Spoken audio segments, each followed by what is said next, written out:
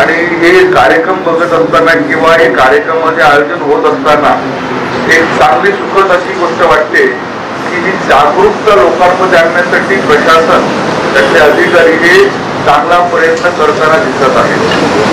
शेवटी रस्ता सुरक्षा सप्ताह करत असताना आपला जो भाग आहे ह्या भागातून जो हायवे जातो मुंबईला जोडणारा हा अतिशय रहदारीचा असा रस्ता आहे आणि त्याच्यामुळे इथे असणारी गावं या गावामध्ये राहणारी लोक या रस्त्यावर चालणारी वाहनं ती एवढी मोठ्या संख्येने ते येतात करत असतात. काही ठिकाणी रस्ते क्रॉसिंग करताना माणसांचा अपघात होतो, जनावरांचा अपघात होतो, ती चुकी पडतात. एखादा साधा शेतकरी असेल त्याचा एखादा बैल मेला, गाय मेली, म्हैस मेली तर त्याला खूप नुकसान सोसावं लागतात. त्याची किमतीचा राखून तयार झालेला आहे. आता प्रशासन म्हणून काम करत असताना प्रत्येक ठिकाणी अधिकारी किंवा त्याची व्यवस्था या सगळ्या ठिकाणी काम करू शकेल किंवा लक्ष ठेवून राहील असं पॉसिबल आजच्या घडीला तरी शक्य नाही, कारण त्याच्यामध्ये खूप त्रुटी आहेत या वाहतूक नियमामध्ये. परंतु जर आपण एक स्वतःहून काही काळजी जर घेतली तर निश्चितपणे त्याच्यामध्ये एक चांगलं आपल्याला आपलं स्वतः जीव पहिला तर वाचणारच आहे, पण जेव्हा आपल्या स्वतःला किंवा आपल्या कुटुंबाच्या एखाद्या व्यक्तीला काही अपघात होतो त्याच्यामध्ये मृत्यू होतो तर त्याच्या कुटुंबावर खूप दूरगामी परिणाम होत असतात. म्हणजे आताच आपण एक महामार्ग पोलिसांचं बरोबर मनापासून पोहोचून करतो.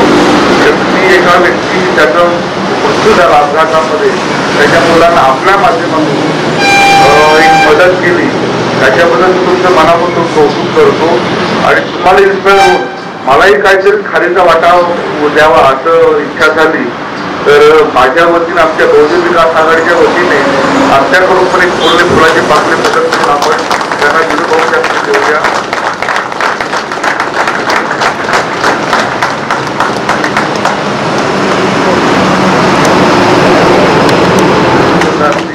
किंवा काहीतरी असेल कायम करून मी आमदार आमचं करतो तरी कधी पण यायचं पाहिजे. ओके. आज इथे मोठ्या संख्येने मुलं उपस्थित शालेय विद्यार्थी आहेत. आज आपण बघतो इथे रस्त्यावर जाणारे कामगार वर्ग मोठ्या प्रमाणामध्ये कोण बाईकवर जातो, कोणी काही फोर व्हीलर करून जात असतो. एकच असं आहे की जाता येता बघतो आपल्या गाड्या असतात स्पीड नोंदवण्यासाठी. मागे पण एकदा बोलवतो अनेक लोक हेल्मेट घालून जात नाहीत, त्यांना आपण फाईन मारतो 500 रुपये 1000 रुपये, काही जणांना जास्त फाईन मारतो आणि शेवटी परिस्थिती अशी याच्यासाठी एक सुद्धा पकडला जातो, दोनदाही पकडला जातो. आज आपल्या कंपनीमध्ये जाणारा जो कामगार वर्ग त्याला फार काही पैसे मिळत नाही. 8,000 रुपये 10,000 रुपये जेमतेम मिळतात. येणं जाणे खर्च त्याच्यामध्ये असतो. माझं पोलीस वाहतूक यांना विनंती अशी आहे साहेब फाईन मारण्यापेक्षा हेल्मेट द्या ना त्यांना. फाईन मारणं म्हणजे कारण आपल्याकडे जागरूकता तेवढी मिळत नाही. हेल्मेट घेतलं हेल्मेट घातलं म्हणजे आपल्या स्वतःच्या सुरक्षेसाठी आहे हे त्याला कळतच नाही. बिबरशीट जातात. जर निदान आपण तो उपक्रम जर केला दंडाच्या ऐवजी हेल्मेट, दंड भरण्यापेक्षा हे हेल्मेट घे आणि ती हेल्मेटची किंमत तुमच्या काही अडचणी असतील परंतु तो जर तुम्ही इनिशिएटिव्ह घेऊन केला तर निदान त्या माणसाच्या डोक्यावर हेल्मेट देत पाळण्यासाठी आणि लोकांमध्ये जागरूकता आणण्यासाठी त्याकरिता रस्ता सुरक्षा सप्ताहाचा कार्यक्रम घेतला जातो. रस्ता सुरक्षा सप्ताह याचा अर्थ 7 दिवसाचा, परंतु तो महिनाभर चाललाय. याचं कारण असं आहे की लोकांमध्ये जास्तीत जास्त जागरूकता यावी. विद्यार्थी मित्रांना त्यासाठी बोलवले की ते उद्याचे देशाचे भविष्य आहे, भविष्याचे नागरिक आहेत. त्यांच्यात जर का अशी शिस्त निर्माण झाली तर ते आणखी चांगल्या पद्धतीने आपला देश घडवतील. रस्त्यात प्रवास प्रत्येकालाच करावाच लागतो. कोणीच त्यातून असं नाहीये की त्याचा प्रवास होत नाही, असा कोणीच नाहीये. त्यामुळे प्रत्येकामध्ये रस्त्याची शिस्त पाळली गेली पाहिजे. रस्त्याची शिस्त म्हणजे काय तर त्या गाडी ज्यांची स्वतःचं वाहन आहे त्याने सीट बेल्ट लावणे, मोटरसायकलवर प्रवास करत असताना त्याने हेल्मेट वापरणे, स्पीड लिमिट ठेवणे हे सर्वात महत्वाचं. त्यामुळे अपघाताचं प्रमाण कमी होईल आणि जीवितहानी टळेल यासाठी रस्ता सुरक्षा सप्ताह घेतला जातो.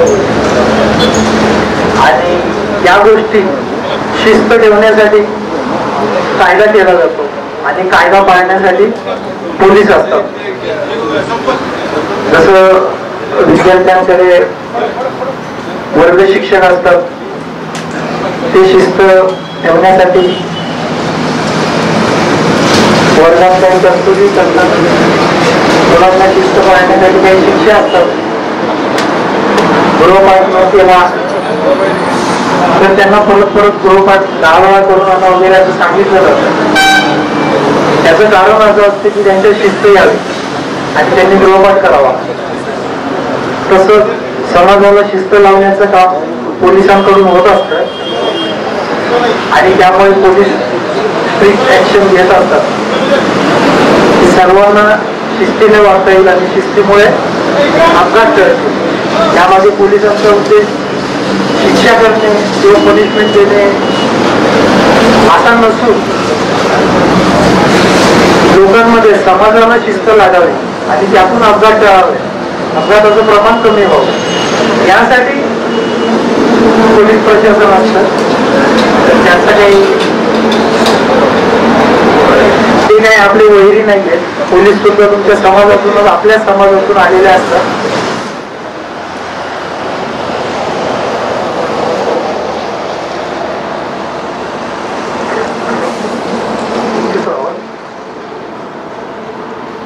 सर्वांना नमस्कार. आदरणीय डीवायएसपी श्री डोळे साहेब, इथे जमलेले सर्व वरिष्ठ अधिकारी आणि माझे तज्ञ मित्र, आज येथे आपण हा 35वा राज्य रस्ते सुरक्षा अभियान याच्या सांगता समारंभासाठी जमलो आहोत. मान्य आमदार साहेबांनी पण यापूर्वी आपल्याला मार्गदर्शन केलेलं आहे. आजचा हा अभियान आहे, हा राज्य रस्ते सुरक्षा विषयक आहे. यामध्ये मार्गदर्शन करण्यापेक्षा याचा आपण अर्थ समजावून याची सुरुवात आपण स्वतःपासून केली तर याचा नक्कीच काहीतरी उपयोग होईल. उदाहरणार्थ, ज्या वेळेला आपण आपल्या घरातून 2 व्हीलरवर किंवा 4 व्हीलरवर जेव्हा निघतो त्यावेळेला आपल्यासोबत आपलं कुटुंब, आपली मुलं असतात. ते आपल्याला वॉच करत असतात की आपण कशी गाडी चालवतो, कसे रस्त्याचे नियम पाळतो आणि तोच पगडा त्यांच्यावर होतो.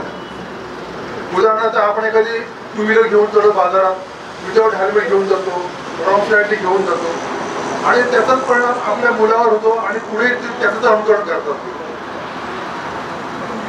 तर यामुळे माझं असं सांगणं आहे की प्रथमचा सुरुवात ही आपण आपल्यापासून करावी, आपल्या कुटुंबापासून करावी. आपण दुसऱ्या दिवशी प्रवासाला निघताना रात्रीच आपण आपली गाडी व्यवस्थित आहे का, हेल्मेट आहे का, कंडिशन व्यवस्थित आहे का, ते बल्ब चालू आहे का, नसतील तात्काळ दुरुस्त करून घ्या. जेणेकरून सकाळी तुम्ही घाईघाईत निघताना कुठेही रस्त्याने जाताना अपघात होण्याची शक्यता फार कमी होईल.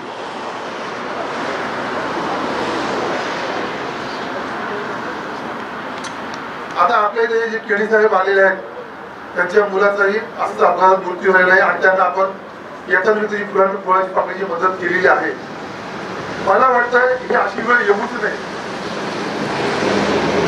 कारण की एखादी माणसाकडे चुकी होते, कुठे पडला, धडपडत ठेच लागली, त्याला उपाय आहे हो, पण एखादा जीव गेला की त्याला उपाय नाही, तो माणूस परत येत नाही. त्यामुळे प्रत्येकाने ह्या गोष्टीची काळजी घ्या की जाताना सुरक्षित प्रवास करा. आपलं घरी कोणतरी वाहन बघताय, आपल्या आईवडील वाहन बघताय, आपल्याला आपलं कुटुंब आहे, जो कुटुंब प्रमुख आहे तो जर अपघातामध्ये गेला तर संपूर्ण कुटुंब रस्त्यावर येतं.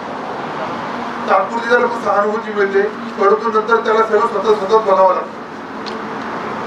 हा आतापर्यंत माझा तरी अनुभव आहे.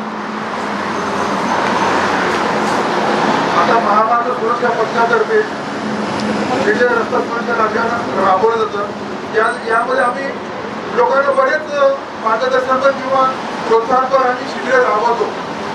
आतापर्यंत जवळजवळ महामार्ग पोलिसांतर्फे 3,500 ते 4,000 प्रोग्राम या संदर्भात आयोजित करण्यात आलेले आहेत आणि एक 3,500 ते 4,500 मला वाटतं 3,700च्या आसपास जवळजवळ दूध हे रस्त्यावर राबत असतात. बऱ्याच वेळा त्यांनी जवळजवळ 1800 ते 1900 लोकांचे प्राण वाचवलेले आहेत. किती वेळा डॉक्टर आपल्याला म्हणतात की 1-2 तास किंवा 1-2 मिनिटं जर उशीर गेला असतो त्याचा जीव गेला असतो. तर हे मृत्यूचे दूध थोडंफार दूध ही संकल्पना त्यांनी राबवली आहे. त्यांना यांचे आशीर्वाद लागतील, ज्यांचे प्राण वाचत आहेत आणि ज्यांचे कुटुंब रस्त्यावर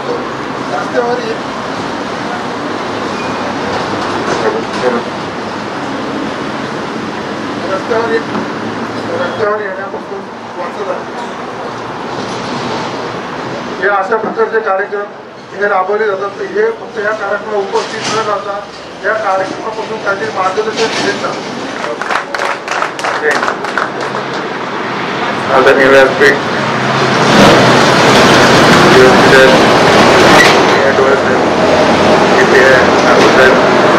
आमचे मित्र हार्दिक पटेल, बाकी इथं माझे मित्र म्हणा, मैत्रीण म्हणा, सगळे म्हणा, जे विद्यार्थी वगैरे आहेत ते अमर आहे. आतापर्यंत मी जेव्हा इथे होतो तेव्हा रस्ते अपघाताचं प्रमाण 2 वर्षामध्ये 74 बॉडी सुद्धा झाल्या, 74 या रस्त्यावरती. आणि साध्या चुकांमुळे रस्त्याचे नियम पडले तर अपघात होणार नाही ते तर आपल्या सर्वांना माहितीच आहे. परंतु आताही बघा, इथून असं म्हणजे ज्या दिशेने जायचं त्याच्या विरुद्ध दिशेने जाणार. रस्त्याच्या पण काही चुका आहेत, आम्ही बघितलेल्या आहेत. त्यात सुधारवण्याचं आम्ही सांगितलेलं होतं. जेव्हा एखादी ओव्हरवेट गाडी जाते तेव्हा तो रस्ता असा नव्हता. तो पहिला असा होता. तासाच्या ठिकाणी बरेचसे अपघात होतात. तिथं पण आपण ही सुधारणा सुचवलेली होती. शेवटी आमचे एसपीसरच बोलले होते की पोलीस सुद्धा एक इंजिनियर होऊ शकतो. त्याच्यानंतर थोडंफार प्रमाण कमी झालं होतं. आताही तसंच आहे की आताही बघा, हायवेवर जाताना कोणी हेल्मेट घालत नाही. हेल्मेटमुळे हा खूप क्रिटिकल भाग असतो. जेव्हा एखाद्याला मार लागतो, हाताला अंगाला काहीच खर्चले नसतं, फक्त डोक्याला मोठा मार लागत असतो. त्याच्यामध्ये तो माणूस पूर्णपणे नेस्तनापूर्णच होऊन जातो. आणि असंच व्यक्ती आपल्या फॅमिलीला सांभाळायला लागते. फक्त एक साधं हेल्मेट घालू शकत नाही. या महत्वाचा भाग सांभाळला तर आपण जीवन खूप सुधारण हे करतो, वाचवतो. दुसरी गोष्ट, बऱ्याच लोकांचे असे फोन येतात की साहेब सोडून द्या, कारवाई नका करू वगैरे वगैरे. आता माझ्या मित्रांनीच फोन केला होता मला की 000 एका व्यक्तीला पकडलं होतं की माझ्या ओळखीचं आहे, याचं आहे, त्याचं आहे. तर असं न सांगता त्यांनी सांगितलं माझ्या ओळखीचं जरी असलं तरी त्याच्यावरती शाळेत मागा. बरोबर. अशीच व्यक्ती आपल्याला पाहिजे की जी या कार्यक्रमाचा उद्देश काय होता. आपण ज्यावेळेस कार्यक्रम आयोजित करतो मग आपण सामाजिक, राजकीय, इतर गोष्टींकडनं आपण बऱ्याच काही गोष्टीचं वाव चर्चा होती. परंतु हा जो आपला जो रस्ते सुरक्षा अभियानाचा जो आजचा 7था कार्यक्रम आहे, महामार्ग पोलीस आणि स्थानिक पोलीस हे नेहमीच रस्ते सुरक्षा अभियानाच्या अनुषंगाने विविध कार्यक्रम आयोजित करतात. याचा मुख्य उद्देश आहे की माननीय सर्वोच्च न्यायालयाने आपल्याला मार्गदर्शक सूचना दिलेल्या आहेत की रस्ते अपघातातील प्रमाण किमान 10% कमी करावं. आणि यासाठी केंद्र सरकार, राज्य सरकार आपण सर्वतोपरी प्रयत्न करतोय. परंतु हे अपघाताचं प्रमाण कमी करायचं असेल तर आता माझ्या सहकारी अधिकाऱ्यांनी सांगितलं की शिस्त, नियम याचं तर पालन करावंच लागणार आहे. आपल्याला आता या विभागात यापूर्वी काम करून गेलेले पाटील साहेब यांनी सांगितलं की काही आपण काही चुका म्हणण्यापेक्षा काही दोष रस्त्याचे असतात, काही भौगोलिक परिस्थितीच्या असतात आणि आपण जे याच्यात मुख्य रोल असतो तो आपण वाहन चालवणारच असतो. तर या ठिकाणी कॉमन गोष्टी आहेत. 2 व्हीलर चालवताना 100% नाही, जर आपण 2 व्हीलर गाडीवरती बसल्यानंतर आपल्या डोक्यात हेल्मेट आहे की नाही पहिली याची खात्री करावी. ठीक आहे, आता प्रत्येकाला ते शक्य नाही, परंतु जे ज्यांना शक्य असतंय किंवा शक्य म्हणण्यापेक्षा आपण खर्चातून काढ कसं करून टू व्हीलर चालवताना आपण आपल्या कुटुंबाचा उदरनिर्वाह करण्यासाठी आपण कंपनीत जातो, ऑफिसेसमध्ये जातो आणि आपल्यावरती आपलं संपूर्ण कुटुंब अवलंबून असतं आणि एक व्यक्तीचा जर रस्ते अपघातात मृत्यू झाला तर त्याचं संपूर्ण कुटुंब रस्त्यावरती येतं. त्यामुळे मित्रांनो, टू व्हीलर चालवताना कंपल्सरी हेल्मेट घाला आणि फोर व्हीलर चालवताना कंपल्सरी सीट बेल्ट लावा. साध्या गोष्टी आहेत. आपण ह्याच महामार्गावरती एक उद्योग घटना पाहिलेली आहे. त्यांच्याकडे एवढी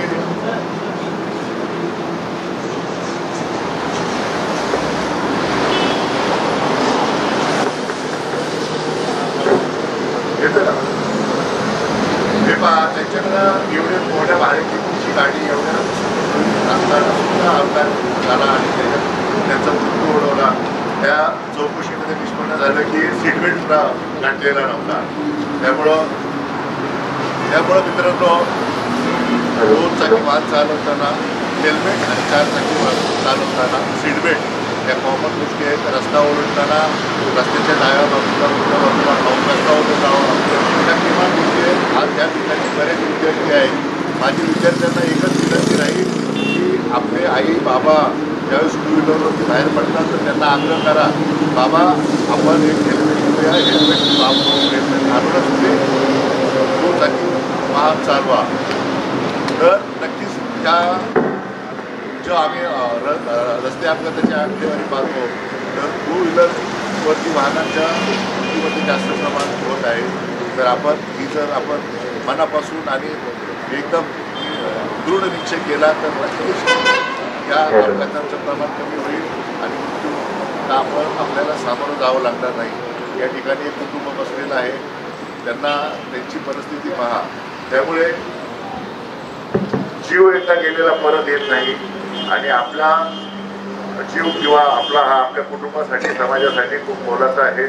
या ठिकाणी पुन्हा ह्या गोष्टी जसं आता आमच्या ठाकूर साहेबांनी सांगितलं, विद्यार्थ्यांना गृहपाठ रोज करावा लागतो, रोज ते प्रश्न असतात, रोज उत्तर असतात, परंतु त्याची आपण इतकी म्हणजे सवय अंगी बाळगली की ती शिस्त निर्माण होते. त्या अनुषंगाने मला पुन्हा एकदा जाहीर आवाहन करावं असं वाटतंय, सीट बेल्ट आणि हेल्मेटचा वापर करा आणि मृत्यू आणि अपघाताचं प्रमाण करण्यासाठी आपण एक मनापासून आपली स्वतःची एक आपण पेमेंट करावी किंवा शपथ घ्यावी.